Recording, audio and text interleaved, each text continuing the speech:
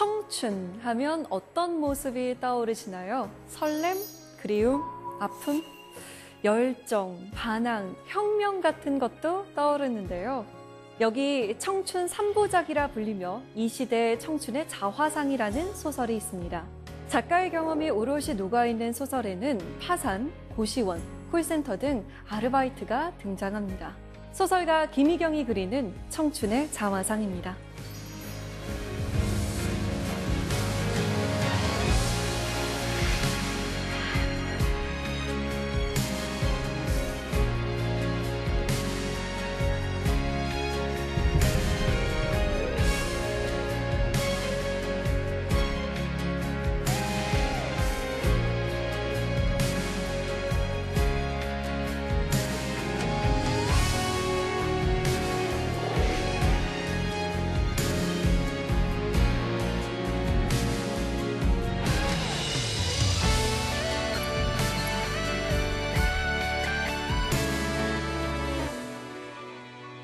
작가님 안녕하세요. 안녕하세요. 네, 참으로 녹록지 않은 현실을 통과해온 것 아닌가라는 생각이 드는데요.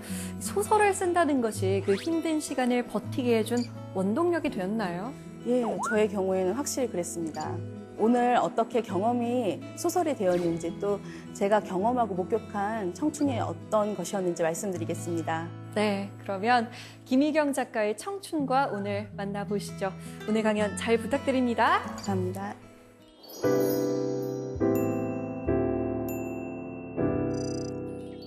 제가 오늘 드릴 얘기는요, 제 소설과 저의 삶 그리고 어떤 청춘에 대한 이야기인데요.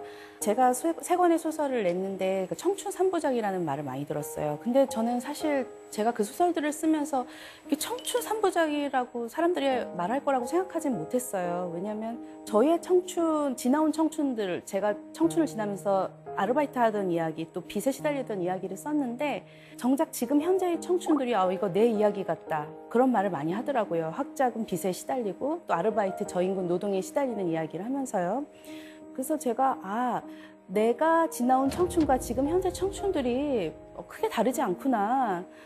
그런 생각을 했고 또 제가 아르바이트를 하다 보니까 제 또래 사람들하고 일하기보다는 20대 청춘들하고 사이에 끼어서 같이 일하게 되는 상황이 많았어요. 그러니까 제가 지금 현재 청춘들의 이야기를 쓸 수밖에 없었습니다. 그래서 오늘은 저의 소설과 또 청춘에 대한 이야기를 하려고 합니다.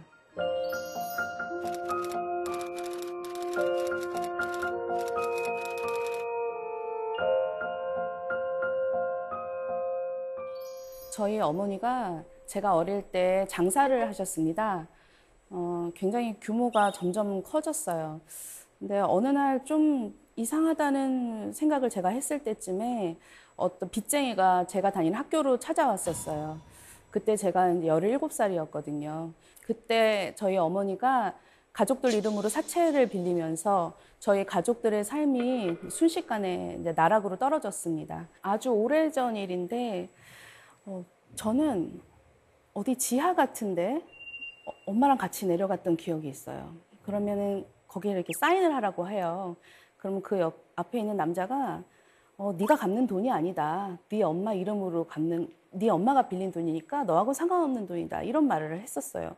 그래서 어린 나이에 뭐가 뭔지도 모르고 사인을 하고 그랬는데 나중에는 저한테 빚독촉이 오더라고요. 어디를 가든 정상적인 생활을 할 수가 없고 그 사람들이 심지어 미행을 자주 당했었어요. 그래서 저는 가발을 쓰고 다닌 적도 많았어요. 가방 안에 가방을 넣어놓고 어디 화장실 같은 데 들어가지고 쓰고 나오는 그리고 이제 미행을 따돌렸던 그런 경험도 있습니다. 그런 시간을 겪어서 제가 당연히 어머니하고 갈등이 굉장히 깊었고 한동안에 이렇게 좀 연락도 안 하고 거리를 두고 지냈었고 또 저희 가족이 좀 뿔뿔이 흩어져서 산 적도 있었어요. 저는 늘 그냥 고시원에서 여기서 조금 살다가 또 빚쟁이가 오면은 밤에 짐을 싸서 도망가고 그런 일들의 연속이었던 것 같아요.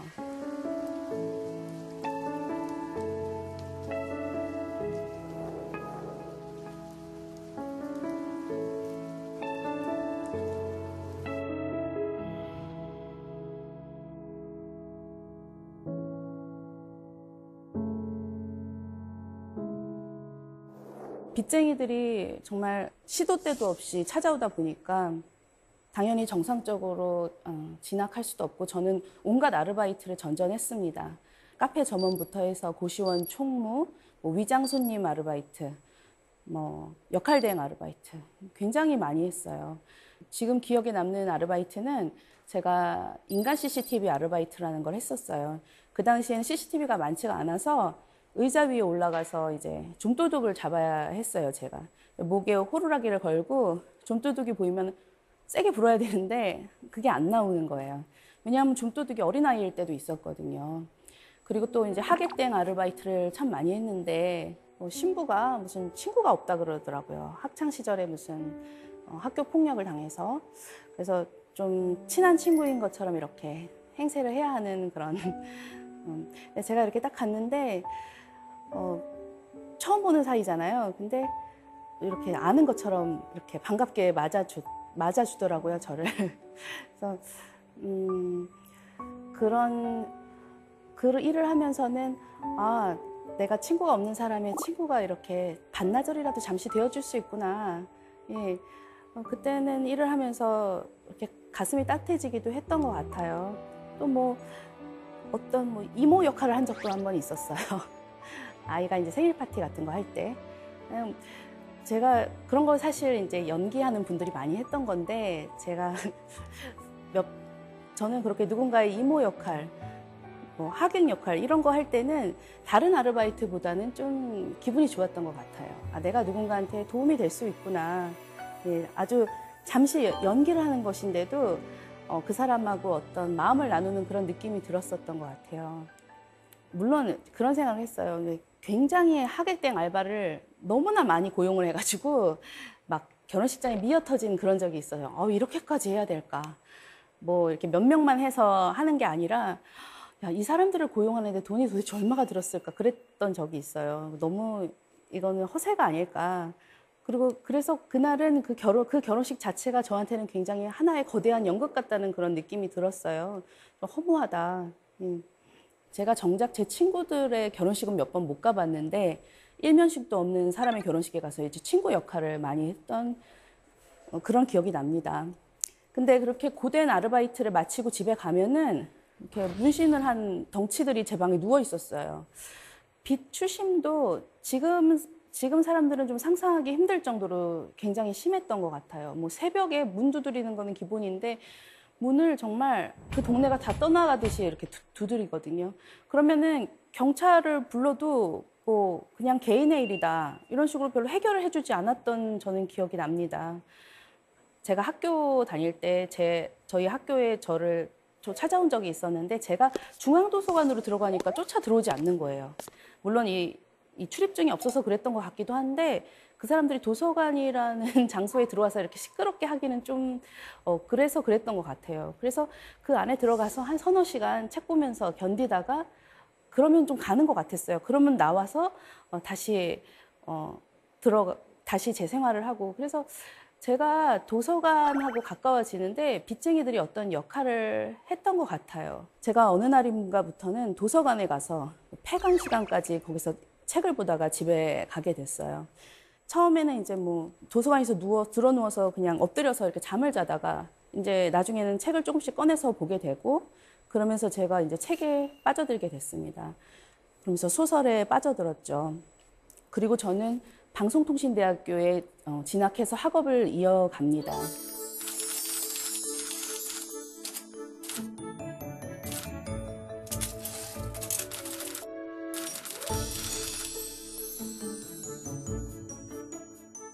제 인생은 이제 국문과에 편입하면서 어떤 전환점을 맞이하게 되는데요. 국문과에 원서를 넣은 이유는 그냥 소설을 좋아하기 때문이었어요. 제가 그 당시 뭐 소설가가 되겠다는 생각은 한 번도 해보지 않았거든요. 근데 대학에 편입을 했더니 이제 같이 수업을 듣는 친구들보다 제가 좀 나이가 많으니까 제가 좀 겉돌게 되더라고요. 그래서 도서관에 그때도 많이 가고 친구들하고 어울리기보다는 그러다가 학교 신문을 이렇게 딱 펼쳤는데 여기 학교 신문 문학상 공고가 딱 나 있었어요. 근데 당선작 50만 원, 뭐 가작 30만 원. 그래서 이거를 타야겠다 하는 생각에 제가 일주일 동안 단편 소설 한 서너 개를 빠르게 써가지고 제출을 했어요. 그 당시에는 소설도 공강 시간에 PC실에 가가지고 플로피 디스크 넣고 이렇게 쓰다가 딱 저장해 놓고 또 수업 듣고 그 다음에 또 공강 시간에 와서 쓰고 그런 식으로 해서 서너 개를 완성을 했어요. 근데 이제 제가 가작으로 당선이 된 거예요. 그래서 교수님이 저를 불러서 너 소설 써보는 게 어떻겠느냐 그러시더라고요. 근데 아니 내가 지금 빚에 시달리는 마당에 무슨 소설이냐 말도 안 된다고 저는 생각을 했었어요. 근데 그때 그 소설 쓰는 쾌감을 제가 그때 이제 알아버린 거예요. 그래서 그 어떤 제 안에 끌어오르는 어떤 이야기를 한 편의 소설로 완성했을 때 그 성취감을 그 이후로 잊을 수가 없었습니다. 학교를 이제 힘들게 졸업을 하고서 제가 취업을 했었어요. 근데 거기에도 역시 그 문신하는 사람이 찾아왔어요. 그 사람들은 꼭 이렇게 좀 비치는 옷을 입어요. 문신이 하얀색 티셔츠 같은 걸 입고 오거든요. 그래서 거기 그만두고 또 빨리 다른 데를 구했어요. 거기도 알고 찾아오더라고요. 그래서 제가 어떻게 아는 걸까? 지금도 잘 모르겠어요. 어떻게 그렇게 아는지. 미행을 한 것 같기도 하고. 근데 그때 제가 결심을 했어요. 이렇게 정규직을 구해서 월급을 뜯길 바에는 내가 그냥 아르바이트를 하면서 살아야겠다. 아르바이트는 빨리빨리 하다가 또 그만두고 이런 게 좀 쉽잖아요. 그렇게 이제 결심을 하고 아르바이트를 구해서 계속 생활을 했고, 저는 당시에는 이제 집에서 나와서 온갖 고시원을 또 전전하면서 살았습니다. 굉장히 사실 외롭고 또 무서웠어요. 나이도 어렸고. 근데 그 당시 제가 학교를 졸업하고 계속 또 소설을 쓰고 있었어요. 안 쓰려고 했는데 자꾸 쓰는 거예요. 저도 모르게. 그래서 또 글을 혼자 쓴다는 것도 또 좀 외롭다고 해야 될까요? 그래서 인터넷 검색을 해가지고 소설 모임, 글쓰기 모임을 제가 검색을 했더니 그때 이제 소설아 놀자라는 그 모임을 발견을 했습니다. 소설아 공부하자 였다면 제가 절대로 안 갔을 거예요. 근데 왜냐하면은 소설은 저한테 유일한 오락이었어요. 제가 굉장히 힘든 아르바이트하고 고시원에 가면은 그 소설을 쓴다는 생각에 너무 흥분이 되고 가슴이 벅차오르고 또 신춘문예, 뭐 공모전 온갖 데에 계속 넣었는데 그냥 줄기차게 계속 떨어지는 거예요. 그러다가 2011년에 저희 남편이 저보다 먼저 이제 등단을 하게 됩니다. 그때 기분이 굉장히 묘했어요. 왜냐하면 저도 같이 초체중심이 올랐거든요. 제가 떨어지고 남편이 이제 된 거예요. 기분이 너무 좋기도 하고 되게 분하기도 하고. 근데 이제 저희 남편이 그 상금을 저한테 전부 다 줬어요.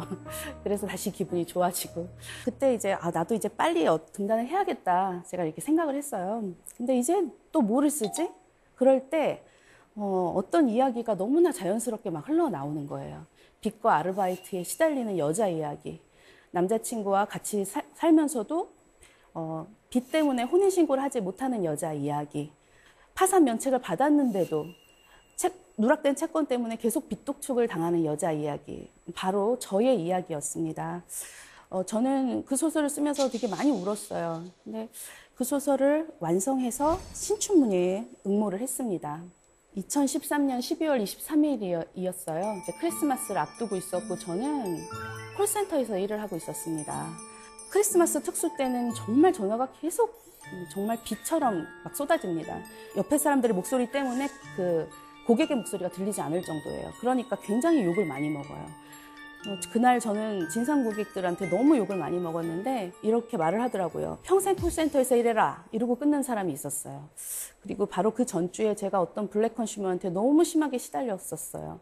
무슨 사소한 꼬투리를 잡아가지고 저를 해고하라고 저의 상사한테 그 사람이 요구를 했었어요. 그 사람이 또 전화를 해서 진짜 그 김의경이라는 상담사를 해고했느냐 확인을 하더라는 거예요. 그래서 상사가 저한테 오더니 해고했다고 말했으니까 지금부터 김의경이라는 이름은 절대 쓰면 안 됩니다. 그러시더라고요. 그래서 나 그럼 무슨 이름을 쓰지? 그래서 그 이후로 계속 상담사 김순경입니다. 이렇게 전화를 받았어요. 다른 이름으로. 그러면서 너무 비참한 거예요. 내가 이런 상황에서도 일을 그만둘 수가 없다는 게 너무 비참했는데 그때 핸드폰 액정 화면에 낯선 번호가 이렇게 떠오르는 거예요.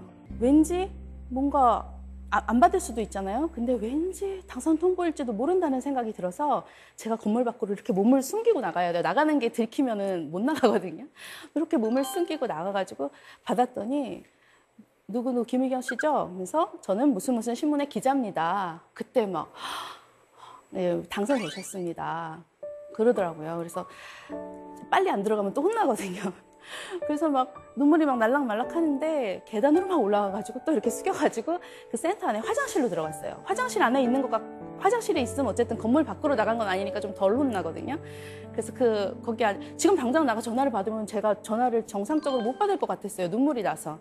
그래서 그 변기 뚜껑 내리고 한 몇 분, 기껏해야 2, 3분 정도 계속 물을 내리면서 제가 울면 소리가 들릴 테니까 그러면서 좀 감정을 이렇게 추스르고 나가서 또 전화를 받았는데 계속 또 다른 진상들이 계속 전화를 거는데 당선 후보를 듣고 나서 받는 전화는 그렇게 기분이 나쁘지 않고 그냥 제가 되게 친절하게 아, 네.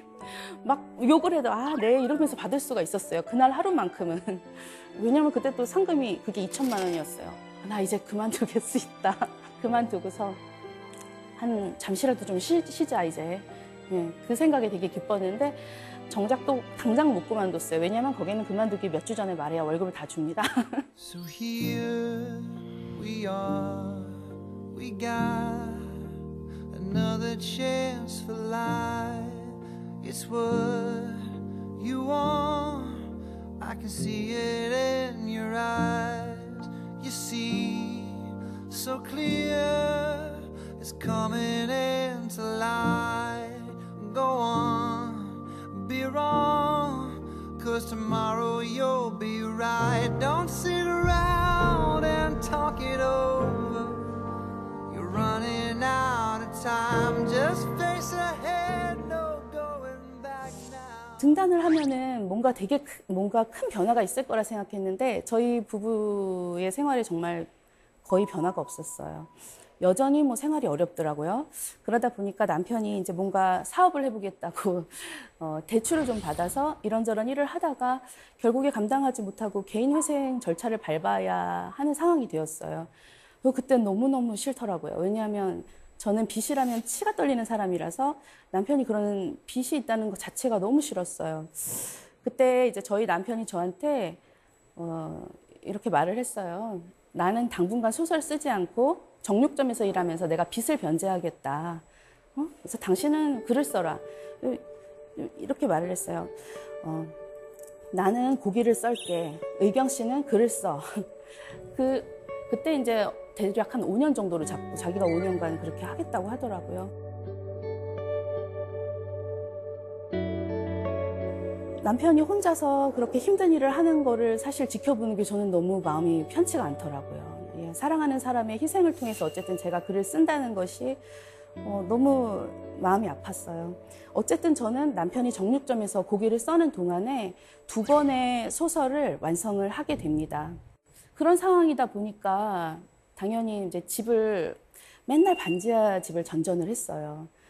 저는 너무 이제 이사를 다니는 게 일단 싫었어요. 너무 그 이사를 자주 다녀야 하는 상황이 너무 불안을 해서 제가 그 당시에 굉장히 집이 갖고 싶었던 것 같아요. 왜냐하면 저도 모르게 구경하는 집에 들어간 적이 있었어요. 집을 살 돈도 없으면서 거기 들어가서 이렇게 구경을 했어요. 그랬더니 언제 입주하시냐 막 이런 거 물어보더라고요. 그래서 제가 마치 집을 정말 살 것처럼 이렇게 그랬던 경험이 있고 또 스웨덴에서 건너온 아주 세계적인 가구 브랜드 매장에 제가 정말 자주 갔습니다. 소파에 앉아보고 침대에 누워보고 책상에 앉아보고 막 심지어 냄새까지 맡아보면서 계속 이런 공간에서 내가 남편이랑 살면 얼마나 행복할까 이런 꿈을 꾸게 되더라고요.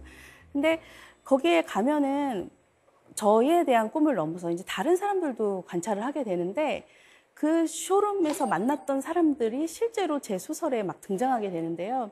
어떤 여자분이 이렇게 카메라를 어깨에 둘러매고 이렇게 걸어가시고 계시는데 저분을 딱 본 순간 저분은 분명히 영화를 공부하는 사람일 거야. 그런데 아직 입봉을 못한 분이야.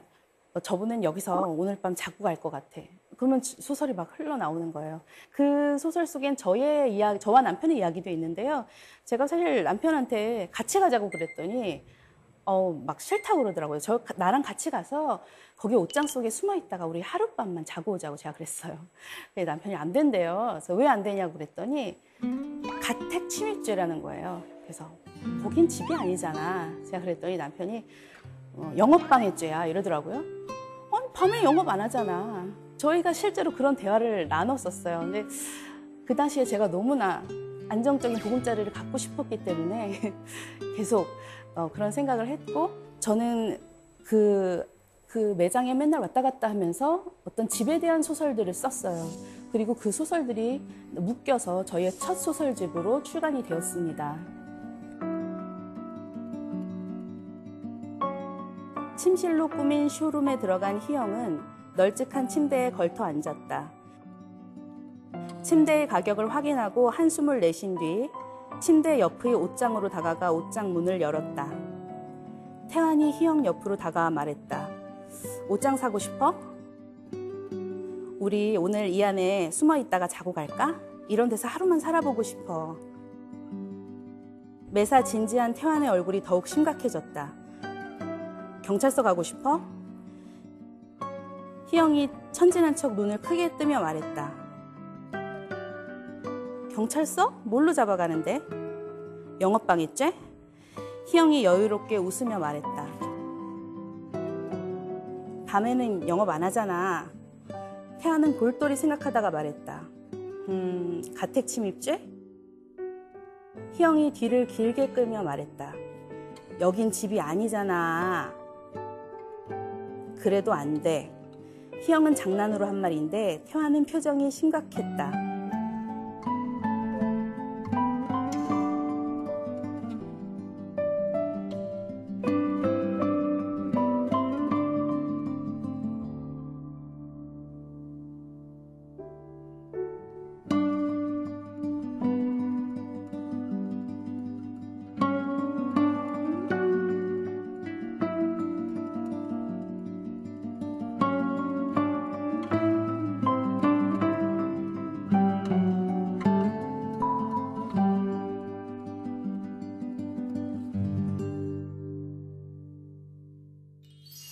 소설을 그거 말고 또 한 권을 썼어요. 제가 이제 콜센터 다닐 때 아이디어를 얻은 소설이었어요. 콜센터 이제 잠깐 이제 밥 먹을 때 나오잖아요. 그러면은 그 하나의 건물 안에서 소리가 막 이렇게 들려요. 뭐 웅성웅성 하듯이 그 전화하는 소리가 막 크게 들려요. 아, 이게 감정 노동하는 소리구나. 저는 그렇게 생각을 했었어요. 근데 그 감정 노동이 가장 많이 또 분출되는 장소가 바로 콜센터 옥상이에요. 거기 가면요, 모든 사람들이 다 담배를 피우고 있어요. 정말 민원이 들어올 정도로 굉장히 많이 피워요. 그거는 그렇게 하지 않으면 도저히 스트레스를 풀 수가 없는 그런 상황입니다. 실제로 감정 노동을 해보면. 근데 그곳에 다니면서 사실 제가 그때 30대 중반이었는데 대부분이 20대 여성이 많았고요. 뭐 20대의 휴학생, 뭐 재학생도 있고 또 고등학생들도 있었어요. 교복을 입고 와서 전화를 받는 고등학생도 있었습니다. 그래서 저는 사실 저처럼 30대 뭐 여성 별로 없기 때문에 거기서 이렇게 사람들하고 막 말을 하고 지내기가 좀 그랬어요. 밥도 혼자 먹을 때가 많았거든요. 근데 옥상에 가면 이제 가끔 이렇게 인사하고 지내는 친구들은 있었어요. 그때 봤던 캐릭터들이 실제 저의 소설에 많이 들어간 것 같아요. 물론 이제 단편적인 정보들로 제가 이제 조합을 해서 캐릭터를 만드는데 그런 얘기 들었어요. 뭐 아나운서 시험 본다. 이런 말을 하는 친구가 있었는데 그 시험이 그렇게 어렵다는데 콜센터에서 일하다가 가서 그 면접 보고 그럼 얼마나 힘들까. 정말 합격할 수 있을까. 그런 생각을 했고 또 뭐 그 콜센터 옥상에서 제 운명이 아주 중요한 두 명의 남자를 만났습니다. 콜센터 상담사, 남자 상담사 2명이서 이런 대화를 하고 있었어요. 너 왜 연애 안 해? 연애에 쏟을 감정이 어딨냐? 진상한테 쏟을 감정이 있고 연애에 쏟을 감정은 없어? 이런 대화를 저한테는 그게 대사로 느껴지는 거예요. 그래서 그때 제가 그 말을 들은 순간 감정 노동에 시달리지만 정작 연애는 할 수 없는 지금 청춘들의 현주소다 이렇게 생각을 하고 그때서부터 아마 그 소설이 싹을 막 피웠을 거예요. 제가 만약에 콜센터에 다니지 않고 그냥 취재를 해서 썼더라면 이렇게 생생한 대사를 길어 올리지 못했을 거라고 생각하거든요. 그래서 그런 캐릭터들을 제가 메모도 해놓고 집에 가서 계속 그 캐릭터들을 발전을 시킵니다. 이 사람을 어떤 캐릭터로 더 만들까. 그러면 소설을 쓸 때 저도 모르게 그때 옥상에서 봤던 친구들을 떠올리면서 쓰게 되더라고요. 그래서 콜센터라는 장소는 정말 저한테 이 감정 노동이라는 것에 대해서 정말 깊게 들어갈 수 있는 너무나 좋은 소설적인 배경이 되어 주었습니다. 그 콜센터에서 일하면서 사실 굉장히 힘들어요. 감정 노동이 그냥 보통 사람들이 생각할 수 없을 정도로 굉장히 강도가 높은데요. 그렇다 보니까 저는 거기서 일하는 동안 맨날 바다를 보고 싶었어요. 그리고 여기에 있는 청춘들을 다 데려다가 바다에 풀어놓고 싶다는 그런 생각을 했고, 콜센터에서 일하면서 제가 만난 그 청춘들의 모습을 어떻게든 제 소설에서 이렇게 보여주고 싶었어요. 그리고 진상 고객한테 맨날 당하고 사는데 가서 복수한다는 건 사실 현실에서 이루어질 수 없는 일이거든요. 정말 그렇게 했다가는 그건 범죄가 되는 거잖아요. 그런데 소설 속에서 찾아가서 복수를 시도를 하고 또 해운대 바다에 가서 그동안 가슴속에 이렇게 뭉쳐있던 감정들을 막 풀어놓습니다. 그러면은 잠시라도 좀 같이 통쾌해지지 않았을까 생각해요. 그래서 제가 이런 소설을 쓰게 된 것 같아요. 그러니까 콜센터에서 일하다가 진상 고객을 혼내주기 위해 해운대 바다로 달려가는 5 청춘의 이야기를 제가 구상을 하게 됐습니다.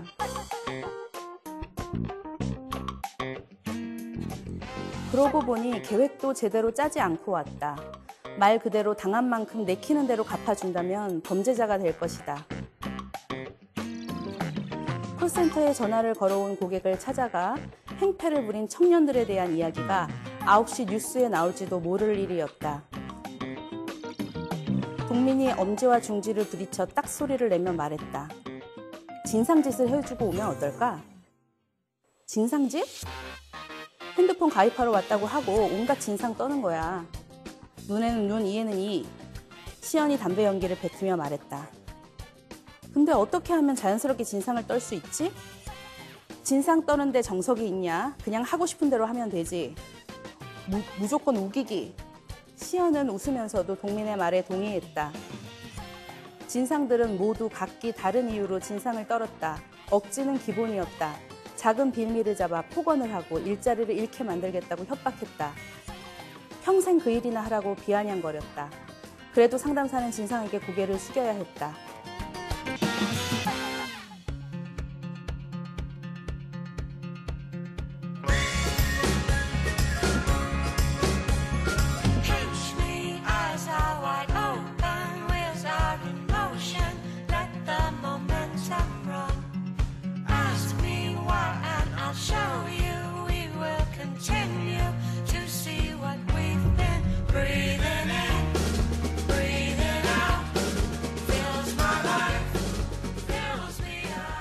소설로 제가 문학상을 타면서 결국에는 전셋집을 얻어서 더 이상은 막 월세를 내거나 이렇게 전전하지 않아도 되는 조금은 안정적인 자리로 들어섰습니다. 그때 이제 상을 타서 전셋집을 마련하고서 제가 6개월 정도 남편한테 조금 돈이 있으니까 한번 글을 써보라고 했었어요. 그래서 그때 남편이 6개월 동안 장편 소설을 하나 완성했어요.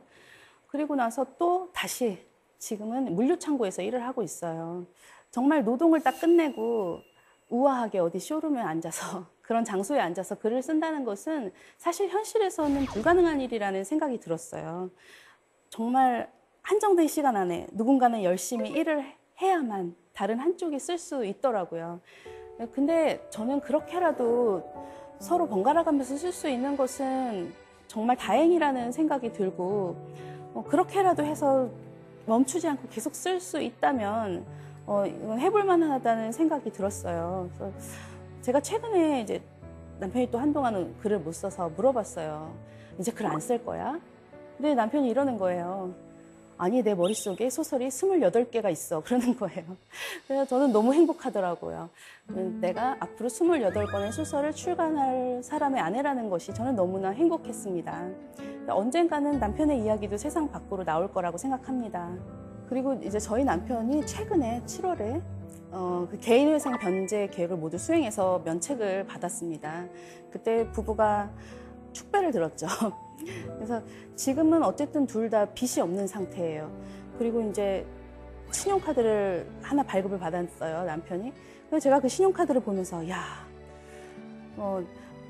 어쨌든 이거를 한 장을 받았다는 것이 그동안 빚 때문에 너무 고생을 했기 때문에 뭔가 사회에서 이것도 뭔가 카드를 하나 받았다라는 생각이 들더라고요.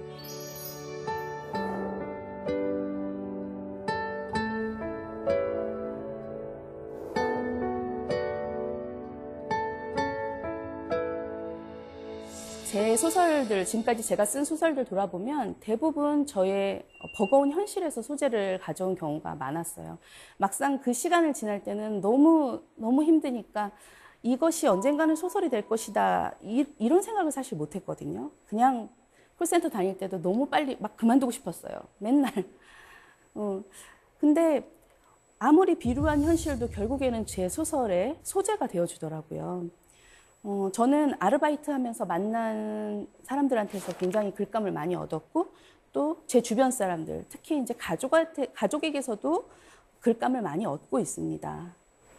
이 소설가의 경험이 쓰는 재료가 되는 건 어찌 보면 당연한 일이지만 그래도 이렇게 소설가와 소설이 딱 붙어 있는 느낌은 조금 부담스러울 수도 있을 것 같아요. 어떠세요? 처음에는 좀 부담스러운 부분이 있었어요. 왜냐면 너무 자전적인 소설인데다가 또 그게 평범한 내용이 아니어가지고 누가 이걸 보고 막 또 빚쟁이가 찾아오면 어떡하나 그런 생각도 했었는데 지금은 뭐 저는 그냥 이게 바로 저의 일이라는 생각이 들어요. 밥 먹는 것처럼 똑같이 제 삶을 들여다보고 그거를 소설로 표현하는 것이 제 일이기 때문에 지금은 전혀 부담 없이 쓰고 있습니다. 이런 질문을 굉장히 많이 받았어요. 왜 그렇게 청춘이라는 테마에 집착하세요? 청춘 소설을 왜 이렇게 많이 쓰세요? 근데 저는 정말 아직도 그렇게 청춘 소설을 너무 쓰고 싶어요. 왜 그럴까? 제가 생각을 해봤는데 저의 청춘이 좀 제 의지로 인해서 흘러갔다기보다는 자의반 타의반 이렇게 흘러간 부분이 있다 보니까 제가 마치 배우처럼 배우는 그 어떤 사람을 연기를 하면서 그 사람의 인생을 함께 사는 것처럼 저도 제 소설 속 인물들하고 제 20대 청춘을 다시 살아보고 싶은 마음이 제 안에 있는 것 같아요. 사실 그러니까 제 소설에 나오는 청춘들의 모습이 그렇게 막 밝기만 하지 않아요. 어두운 부분도 있고 굉장히 힘들고 절망스러운 그런 상황이기도 하고 또 빚에 시달리고 있어요. 그런데 그러면 제 소설에 나오는 청춘의 모습에 주목해주는 이유가 뭘까? 제가 생각을 했는데 그럼에도 불구하고 또 꿈이 있습니다. 그 지점을 향해서 막 달려가고 있고요. 그래서 저는 청춘이란 테마는 영원히 그런 꿈을 향해 달려간다는 점에서 모든 사람들이 좋아하고 관심을 가질 수밖에 없는 그런 테마라고 생각을 합니다. 지금도 저는 소설을 향해서 맨날 달려가고 있어요. 그래서 저는 아직 제가 청춘이라고 생각합니다. 소설이라는 걸 발견한 이후로 너무나 저의 청춘을 너무나 불사르면서 살 수가 있었어요. 그래서 저한테는 그게 소설이었지만 다른 사람들한테는 분명히 무언가가 있을 거라고 생각합니다. 아직 찾지 못했을 뿐이지. 그래서 많은 분들이 자기가 진짜 하고 싶은 일을 찾았으면 좋겠어요. 그게 반드시 사회에서 너무 인정받고 추앙받는 건 아닐 수도 있습니다. 하지만 내가 그것을 하면서 살아있는 느낌이 드는 그런 일을 모든 분들에게 반드시 있는 그것을 찾으셨으면 좋겠어요.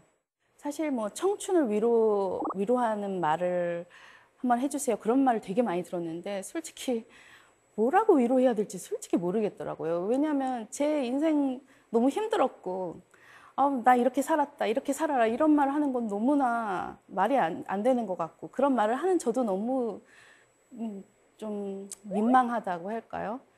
다만 저는 그냥 제가 그 어려운 시절에 몰입할 게 있었기 때문에 그 시간이 좀 빠르게 지나갔어요. 그리고 이제는 조금 나아진 상황에서 그 시절을 돌아볼 때 자꾸 눈물이 나는 거예요. 그때 뭐 몇십 년 전에 저를 너무 좀 지금에 와서 막 안쓰럽게 돌아보게 되더라고요. 그래서 저는 저 자신을 사실 동정하고 싶지 않아가지고 그렇게 하지 않으려고 하는데 제가 그때의 저에게 그래도 너 그때 참 잘했다.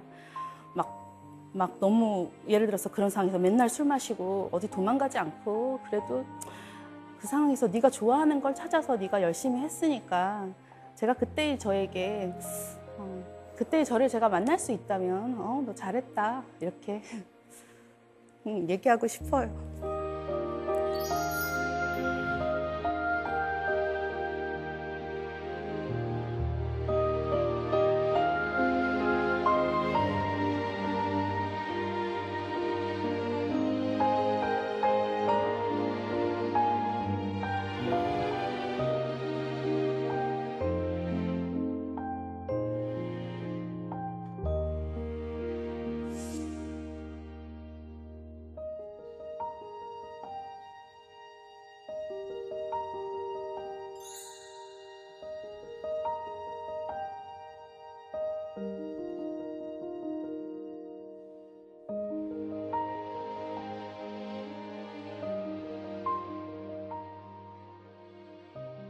사실 많은 작가들이 글쓰기가 좀 괴로운 경험이다라고 하잖아요. 근데 힘든 시절에 글쓰기까지 하면 좀 포기하고 싶은 순간은 없었나요?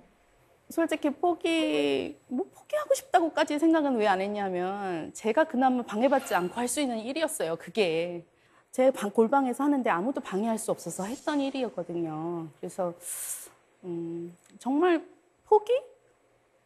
한 번도 시작한 이후로는 포기라고까지는 생각해 본 적 없고 다만 너무 일이 힘들 땐 못하니까 너무 억울한 거예요. 나 하고 싶은 거 하고 싶으니까. 근데 그래도 이 소설이라는 거는 또 돈도 많이 들지 않습니다. 남이 버린 중고 컴퓨터 갖다가 썼어요, 소설을. 그렇게 제가 하고 싶었던 게 어쨌든 제 의지가 있으면 그래도 조금씩 할 수 있는 일이었거든요. 그래서 그 부분에 대해서는 좀 운이 좋았던 것 같아요. 그리고 요즘은 옛날보다 좀 게을러진 부분이 있어요. 오히려 조금 여유가 생겼다 할까요? 심적인 여유가 생겨서 제가 옛날에는 그렇게 어려운 상황에서도 책도 막 밤에 와가지고 졸면서 보고 막 이랬잖아요. 요즘은 막 시간을 낭비할 때, 그럴 때 저를 좀 채찍질하면서 다시 어서 가서 써라. 소설가라는 이름을 얻었으니까 어서 소설가로서의 삶을 살아라. 그렇게 저한테 말해주는 편이에요. 저희 어머니도 이제 저한테 소설의 재료를 던져주는 분인데요. 저는 어머니를 되게 미워했어요. 엄마 때문에 저희 집안이 너무 힘들어졌고 또 제 인생도 너무 힘들어졌다고 생각을 했거든요.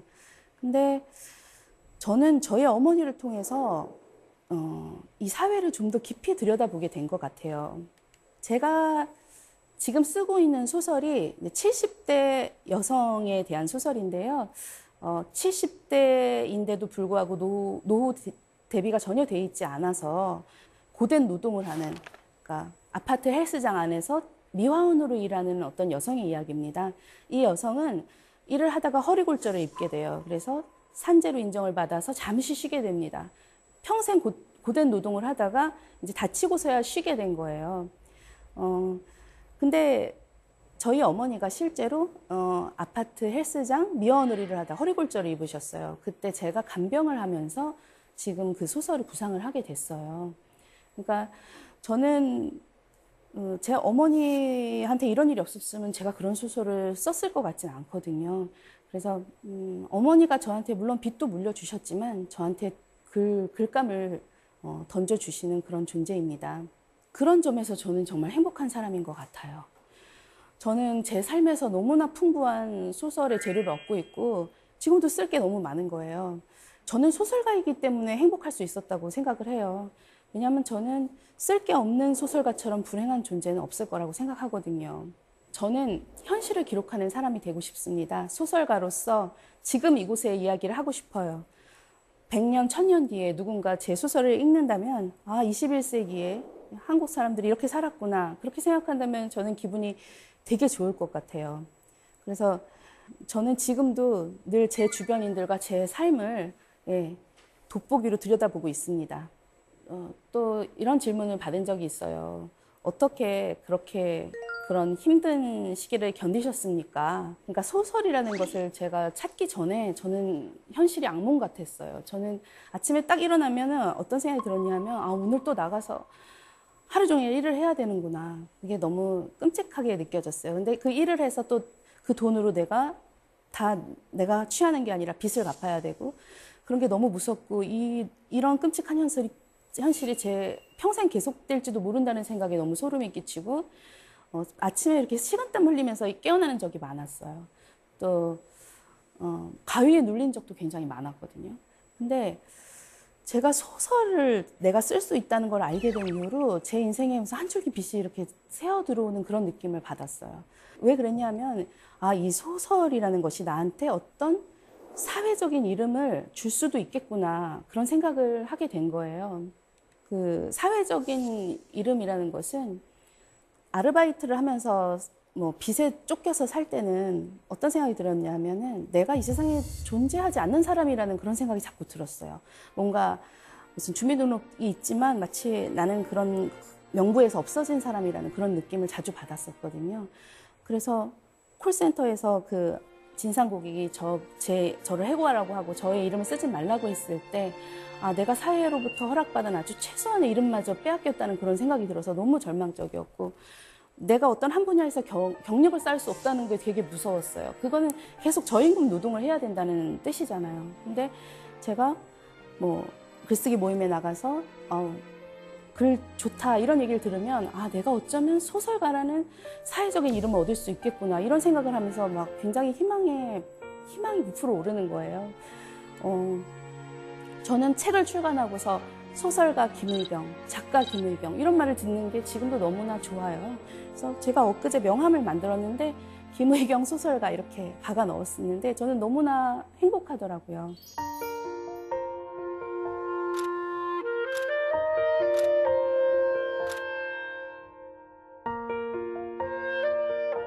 저는 이렇게 어렵게 얻은 저의 사회적인 이름을 지키기 위해서 평생 글을 쓸 생각입니다. 제 삶이 끝나지 않는 한 저의 글쓰기도 끝나지 않을 것입니다. 지금까지 제 이야기를 들어주셔서 감사합니다.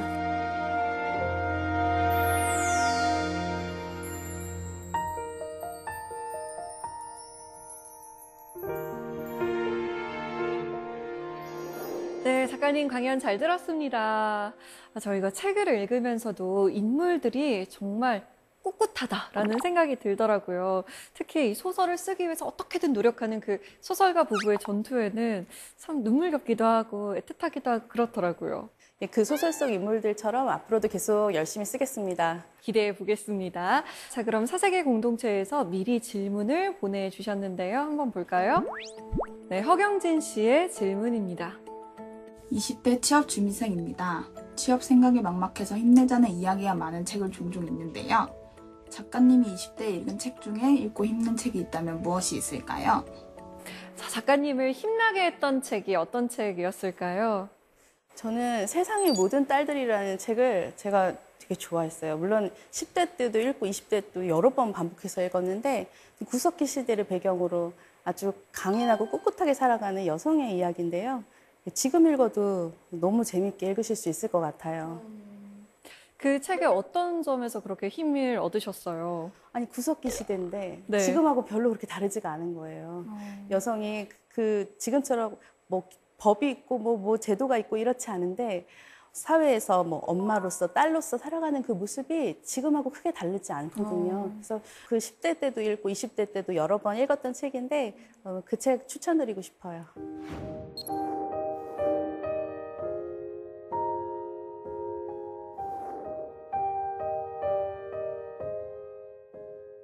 네, 두 번째 질문은 태연이 씨의 질문입니다.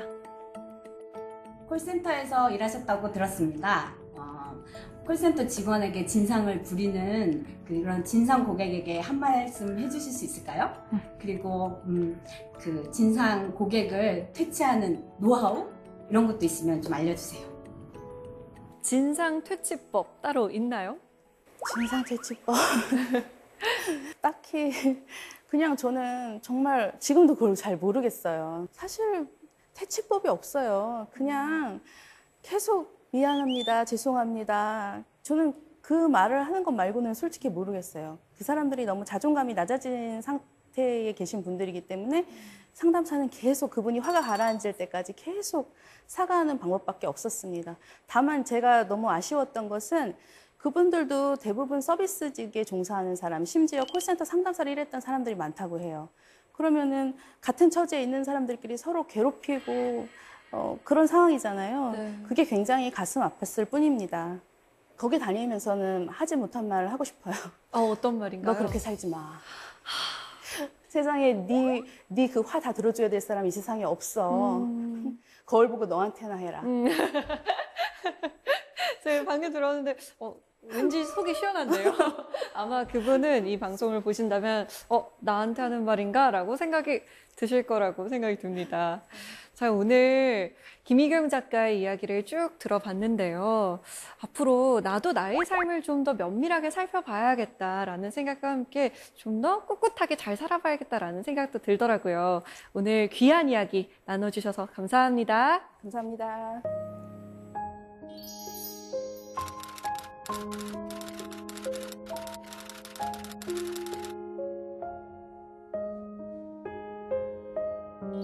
자, 이 가을 누구도 아닌 나 자신을 위해서 꽃다발을 한번 선물해보는 건 어떨까요? 가슴 한가득 들국화를 안고 있으면 힘든 시기를 잘 이겨내고 있다는 위로를 받게 될지도 모릅니다. 사색의 공동체 씁니다. 저희는 다음 시간에 찾아오겠습니다.